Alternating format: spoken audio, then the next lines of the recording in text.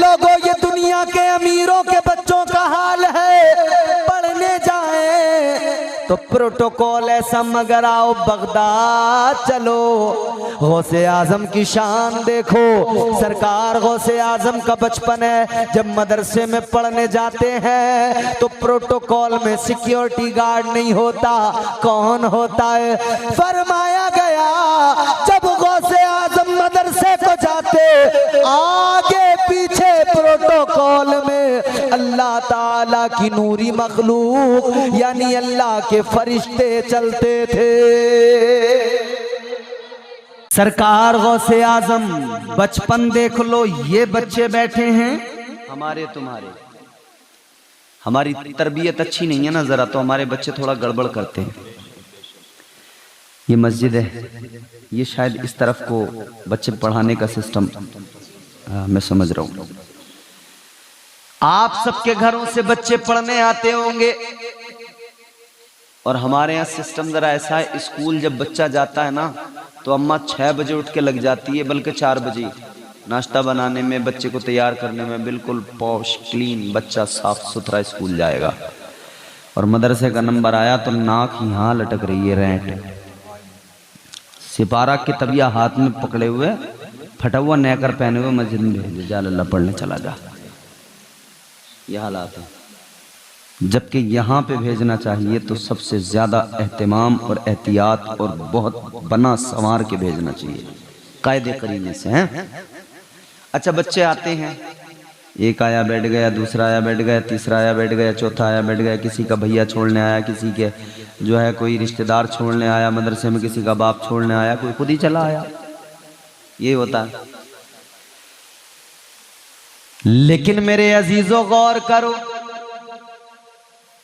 School की बात आए तो बस लेने आती है, लेके जाती है, ऑटो लेने आता है, लेके जाता है। अच्छा, ये तो मिडिल क्लास वाले या उसके थोड़े ऊपर वाले लोग हैं, बस अपर मिडिल क्लास जिन्हें बोलते हैं। लेकिन जो हाई क्लास के लोग हैं, एक ड्राइवर है, एक गार्ड है, बच्चा गाड़ी में है, एक गाड़ी सिर्फ इसी काम के लिए है, बच्चा स्कूल जाना है, स्कूल से वापस आना। प्रोटोकॉल, इतने छोटे बच्चे को भी सिक्योरिटी गार्ड उसके साथ है, ड्राइवर जा रहा है। मालदार का बच्चा स्कूल गया, कौन गया? उसके प्रोटोकॉल में एक सिक्योरिटी गार्ड गया, एक ड्राइवर गया। ऐ लोगों, ये दुनिया के अमीरों के बच्चों का हाल है। पढ़ने जाएं तो प्रोटोकॉल ऐसा, मगर आओ बगदाद चलो। गौसे आजम की शान देखो। सरकार गौसे आजम का बचपन है, जब मदरसे में पढ़ने जाते हैं तो प्रोटोकॉल में सिक्योरिटी गार्ड नहीं होता, कौन होता है? फरमाया गया जब गौसे आजम मदरसे को जाते, आगे पीछे प्रोटोकॉल में अल्लाह ताला की नूरी मखलूक यानी अल्लाह के फरिश्ते चलते थे। ये शान है उनकी यार। फरिश्ते जाकर ऐलान करते जाते थे, ऐ दुनिया के बच्चों हट जाओ, रास्ता दो, जगह बनाओ। ये आने वाला जो बच्चा है अब्दुल कादिर आम बच्चा नहीं है, बल्कि ये आने वाला वलियों का ताजदार है। ये मकाम मर्तबा गौसे आजम का पैदा हुए माँ के शिकम में थे ना। माँ चलते फिरते, उठते बैठते, खाते पीते, काम करते हुए हर वक्त कुरान की तिलावत करती थी। 14 पारों की हाफिजा थी। सरकार गौसे आजम की माँ हर वक्त कुरान मजीद की तिलावत किया करती थी। उन्होंने इतना कुरान पढ़ा, इतना कुरान, इधर वो कुरान पढ़ती पेट के अंदर गौसे आजम, माँ के शिकम में गौसे आजम, इधर माँ पढ़ती बेटा सुनता, माँ पढ़ती बेटा सुनता। और आज के साइंस ने इसको एक्सेप्ट किया है, माना है, माँ जो करती है उसका असर बच्चे पे आता है। डॉक्टर भी बोल रहे हैं, अजीजा ने गिरामी गिरामीउल कद्र। तो जब आज के बच्चे में अगर माँ डांसर है, नाचने वाली है, तो बच्चे में वो असर आएगा। अगर माँ बेहया है तो बच्चे में असर आएगा। अगर माँ बेगैरत है तो बच्चे में असर आएगा। तो जब साइंस ने भी मान लिया तो फिर बात क्लियर हो गई। हालांकि साइंस नहीं भी मानता तब भी हम जरूर मानते, क्योंकि हमारा अकीदा अल्लाह के नबी की बारगाह से आया है, ताजदारे मदीना का दिया हुआ अकीदा है। गौर करो अजीजों, गौसे आज़म माँ के शिकम में माँ कुरान की तिलावत करती हैं। आप सुनते रहते इतना सुना कि जब पैदा हुए तो 14 पारों के हाफिज़े कुरान पैदा हुए। 14 पारों के हाफिज़े कुरान गौसे आज़म पैदा हुए। अब गौसे आजम की शान तो ये कि माँ के पेट से ही वली पैदा हुए। फरिश्ते बचपन में प्रोटोकॉल में आगे पीछे। अच्छा देखो तो सही ना, विलायत अल्लाह ने पहले से दे रखी है माँ के पेट से, ये शान ये मर्तबा। तो भैया ज्यादा तो इन्हें कोई जरूरत थी नहीं, नमाजों की, मुराकबे, मुजाहिदात, इन सब की जरूरत तो थी नहीं इन्हें।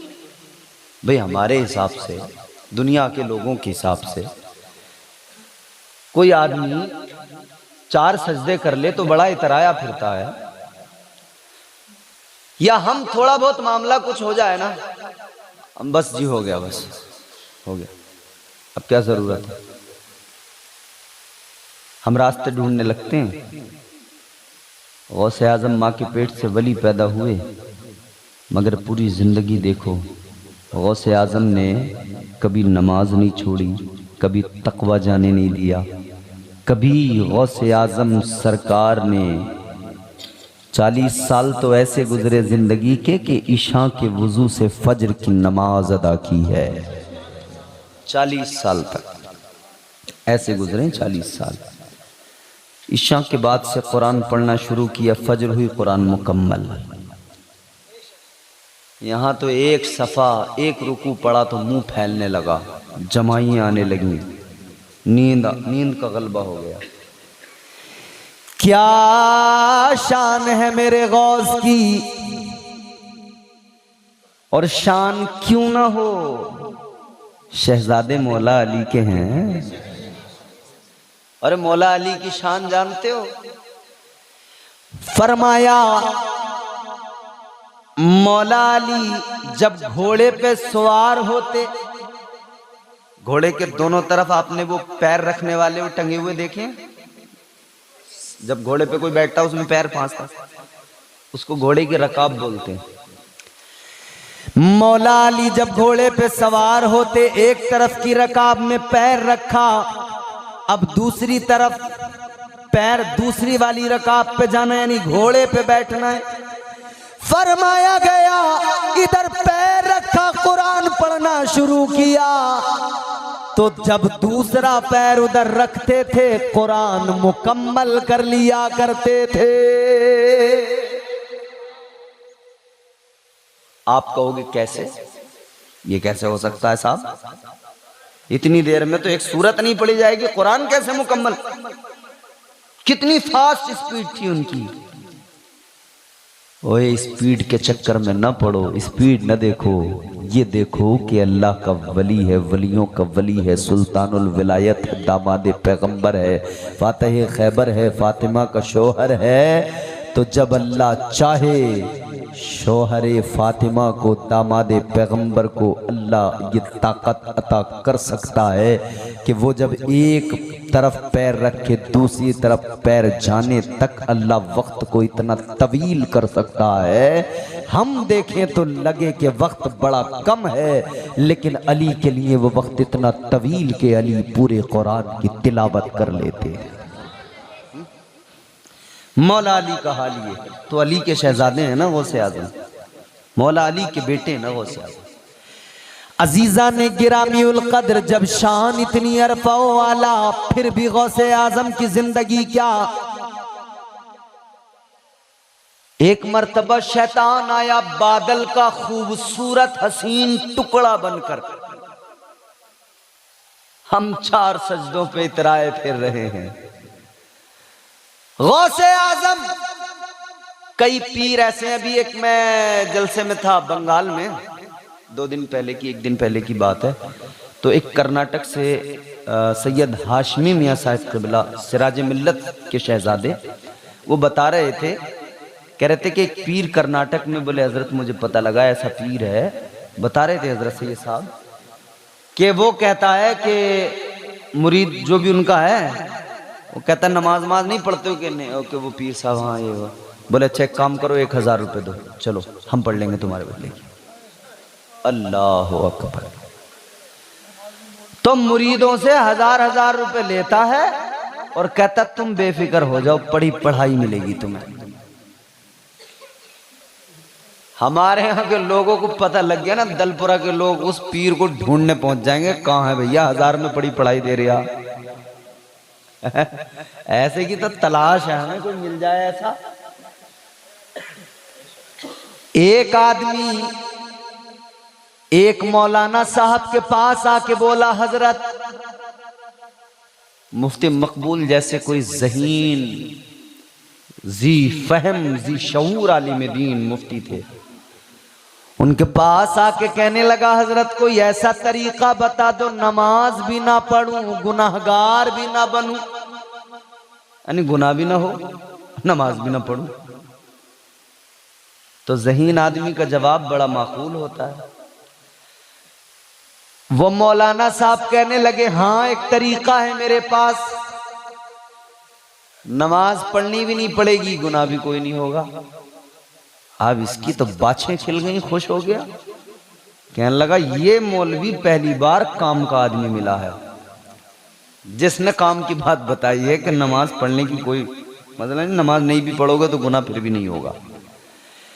जल्दी से खुश हो के मुस्कुरा के बोला, मौलाना साहब जल्दी बता दो कौन सा तरीका है। मौलाना बोले एक तरीका नहीं 2 तरीके हैं। तो बोले मौलाना बताओ जल्दी कौन सा तरीका। मौलाना बोले पहला तरीका ये, पागल हो जाओ, पागल पर नमाज मुआफ है। पागल हो जाओ, जरूरत ही नहीं पड़ेगी पढ़ने की, गुनाह भी कोई नहीं होगा। इसने कहा नहीं मौलाना साहब पागल कैसे हो जाऊं, लोग पत्थर मारेंगे, बड़ी मुसीबतें हैं, पागल हो गया पागल खाने में ले जाएंगे, करंट के झटके लगेंगे। दूसरा वाला बता दो, ये वाला ठीक नहीं है।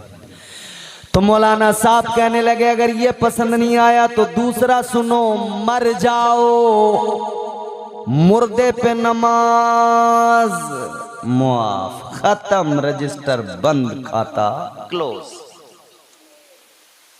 बोले भाई 2 तरीके हैं, या तो पागल हो जाओ या मर जाओ, और तुम जिंदा भी रहो और हो भी जी अक्ल, जी शऊर, होशमंद, पागल भी नहीं हो।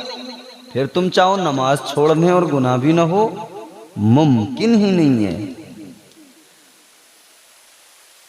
आजकल के ऐसे ऐसे जाहिल बाबे, ऐसे जाहिल पीर कहते हैं हम मक्के में पढ़ते हैं, काबे में जाकर।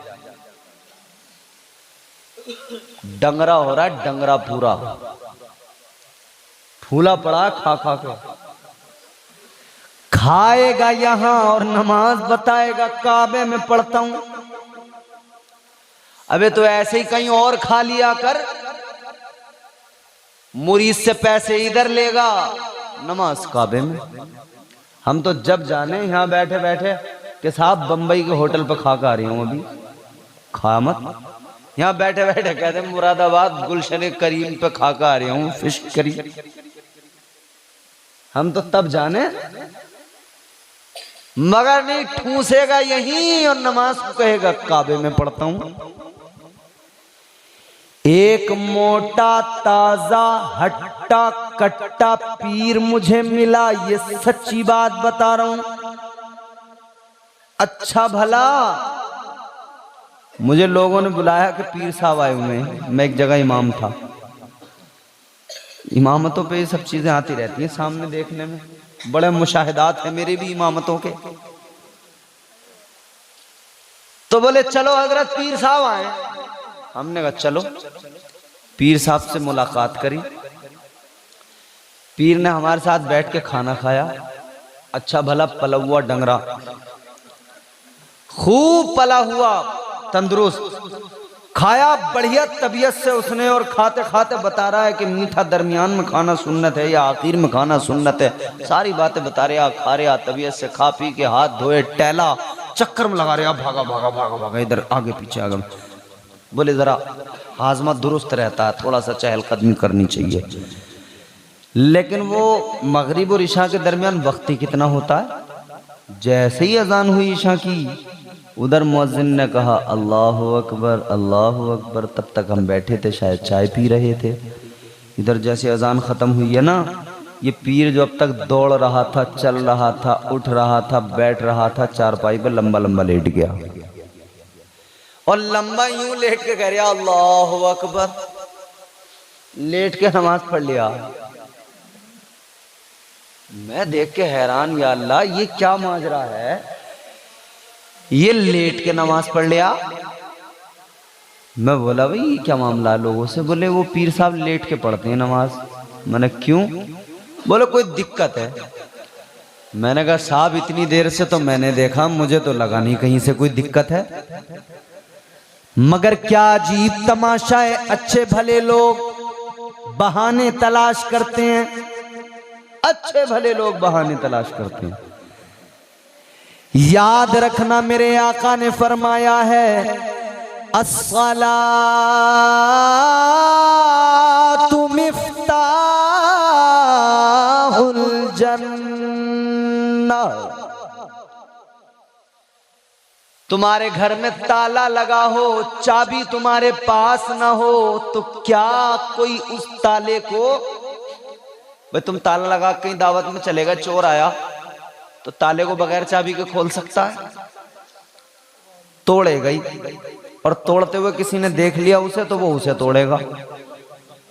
जिसने उसे तोड़ते हुए देख लिया, फिर लोग उसे तोड़ेंगे। तो मामला तोड़ने का तो बनता नहीं।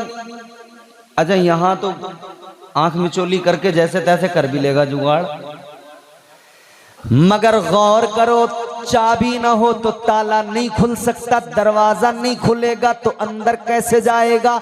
आका ने फरमाया जन्नत की चाबी का नाम नमाज है। तेरे पास अगर जन्नत के ताले की चाबी ही नहीं होगी तो कैसे खोलेगा। तोड़ने की कोशिश करी तो फरिश्ते तोड़ेंगे, तुझे तोड़ के रख देंगे। पहले तो वहां तक पहुंचेगा नहीं, तुझे तोड़ने की मौका ही ना मिलेगा। वहीं जो वो पुल सिरात है ना, बाल से ज्यादा बारीक,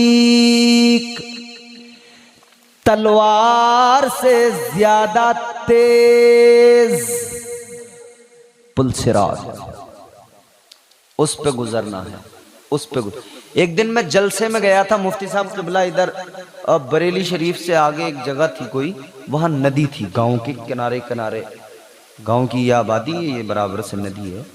तो जहां हमें खाना वगैरह खाना था, वो थी कोई बड़ी नदी नहीं थी, छोटी सी एक नहर सी थी।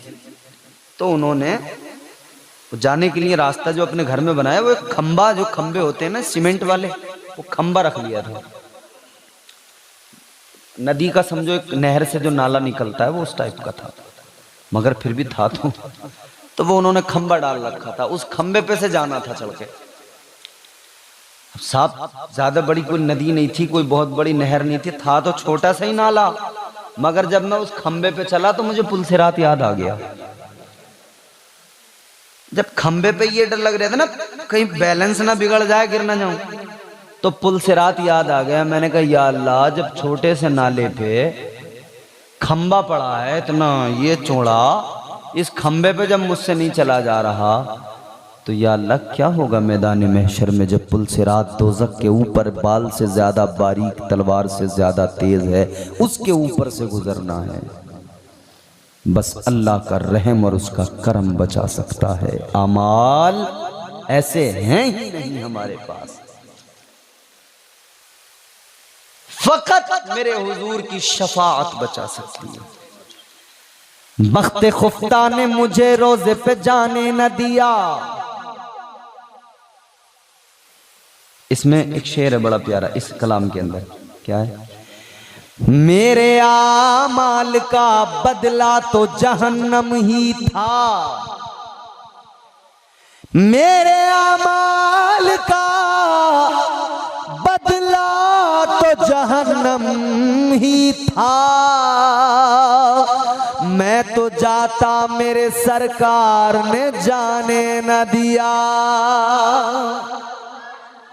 यकीन बस इतना सा है, करम मुस्तफा का बचाएगा, शफाअत मुस्तफा की बेड़ा पार करेगी इंशाअल्लाह ताला।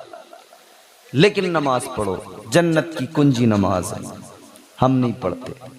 बादल, खूबसूरत बादल का एक टुकड़ा आया, सरकार गौसे आजम नमाज पढ़ ले, उसके अंदर से आवाज आई, ऐ अब्दुल कादिर। सरकार गौसे आजम ने देखा, अरे बड़ा खूबसूरत बादल का टुकड़ा। आवाज आई उसके अंदर से, अब्दुल कादिर सुनो, मैं तुम्हारा खुदा हूं। अल्लाह अकबर। आवाज आई, अब्दुल कादिर मैं तुम्हारा खुदा हूं, तुम्हारी इबादत से बड़ा खुश हो गया हूं, तुम्हारे अंदाज़े बंदगी से राजी हो गया हूं। आवाज आई, अब्दुल कादिर अब मैंने तुम पर नमाज मुआफ कर दी। अल्लाह अकबर, गौर करो। आवाज आई, अब्दुल कादिर नमाज तुम पर मुआफ कर दी। जैसे ही आवाज आई, सरकार अब्दुल कादिर जीलानी, सरकार गौसे आजम हैरान हो गए। फौरन आपने समझ लिया, जान लिया। आपने फरमाया, ला हौला वला कुव्वता इल्ला बिल्लाहिल अलिय्यिल अज़ीम। आपने फरमाया, मरदूद में जान गया तू शैतान है, दफा हो जा, भाग जा। फरमाते सुन ले, नमाज तो मेरे आका नबियों के इमाम महबूबे खुदा पे मुआफ नहीं हुई, तो मैं तो उम्मती ठहरा आका का, मुझ पे कैसे मुआफ हो सकती है? नमाज जब आका पे मुआफ नहीं हुई, तो गौसे आजम सरकार फरमाते हैं कि मैं तो फिर उम्मती ठहरा आका का, मुझ पे कैसे मुआफ हो? फरमाया, दफा हो जाए यहां से मरदूद। शैतान वहां से भागा और भागते भागते इसने दूसरी चाल चली। मरदूद एक नंबर का है ना, क्योंकि इसने तो अल्लाह ताला से वहां पे कह दिया था बिल्कुल कि या अल्लाह मैं बहकाऊंगा तेरे बंदों को। अल्लाह ने जब इसे निकाला था ना, हजरत आदम अलैहिस्सलाम को इसने सजदा नहीं किया। अल्लाह ने फरमाया दफा हो जा, निकल जा। अल्लाह ने फरमाया निकल जा, दफा हो जा, खत्म कर रहे हैं, बस ये आखिरी बात है मेरी, फिर उसके बाद में ज़हमत तमाम। अल्लाह ने फरमाया दफा हो जा। अब मैं आपको कुरान सुना रहा हूं, सुने, मोहब्बत से बोलें सुभान अल्लाह। परवरदिगारे आलम ने फरमाया, क़ाल फ़ख़रुज मिन्हा फ़इन्नका रजीम व इन्ना अलैका लअनता इला यौमिद्दीन।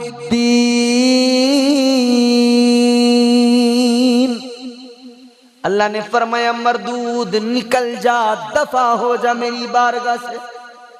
फरमाया तुझे कयामत तक के लिए लानती बना दिया गया। अब ये शैतान जब जा रहा था ना, तो जाते जाते कहने लगा, या अल्लाह जा तो रहा हूं मगर ज्यादा दूर नहीं जाऊंगा। अल्लाह ने फरमाया कहां जाएगा? कहने लगा, लअक़उदन्न लहुम सिरातकल मुस्तक़ीम।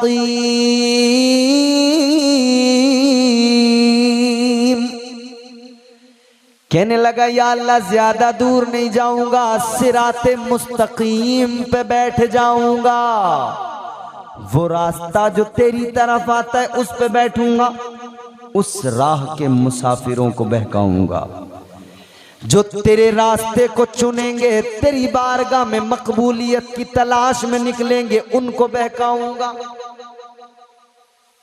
और कहता है, कसम खा के कहता है, कहते काला फबिइज्जतिका लउग़वियन्नहुम अजमईन।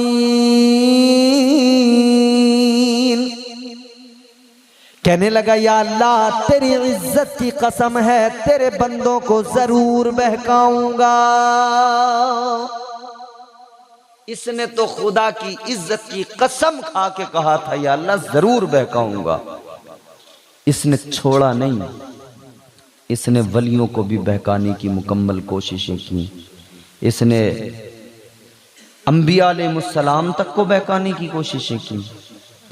इसने छोड़ा किसी को नहीं। सबसे पहले तो हजरत आदम को ही बहकाने चला गया था जन्नत में। कहता था ये दाने गंदुम खा लो, अमर हो जाओगे, मौत कभी आएगी ही नहीं।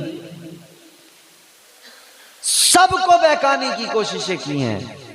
अब हमें और आपको बहका रहा है, नमाजों से रोक रहा है। तो इसने गौसे आजम पे ट्राई मारी थी बहकाने के लिए। कहते नमाज तुम पे मुआफ कर दी, अब मैं तुम्हारा खुदा हूँ। गौसे आजम ने पढ़ा ला हौला वला कुव्वता इल्ला बिल्लाह, दफा हो जा मरदूद, दफा हो जा, मैं जान गया तू शैतान है, मैं जान गया कि तू शैतान है। सरकार गौसे आजम ने क्या फरमाया, मैं जान गया तू शैतान है। अजीजा ने गिरामीउल कद्र भागते भागते दूसरा हमला, दूसरी चाल चली। कहने लगा ऐ अब्दुल कादिर, आज तुम्हें तुम्हारे इल्म ने बचा लिया। ये दूसरा हमला।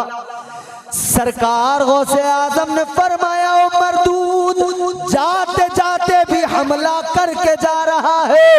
आपने फरमाया सुन ले, मुझे मेरे इल्म ने नहीं बचाया, मुझे मेरे परवरदिगार ने बचाया है। फरमाते इल्म बचाता अगर हर शख्स को, तो तू भी तो आलिम था, तुझे तेरे इल्म ने नहीं बचाया। फरमाते मुझे मेरे इल्म ने नहीं, बल्कि मुझे मेरे परवरदिगार ने बचाया। वो गौसे आजम है।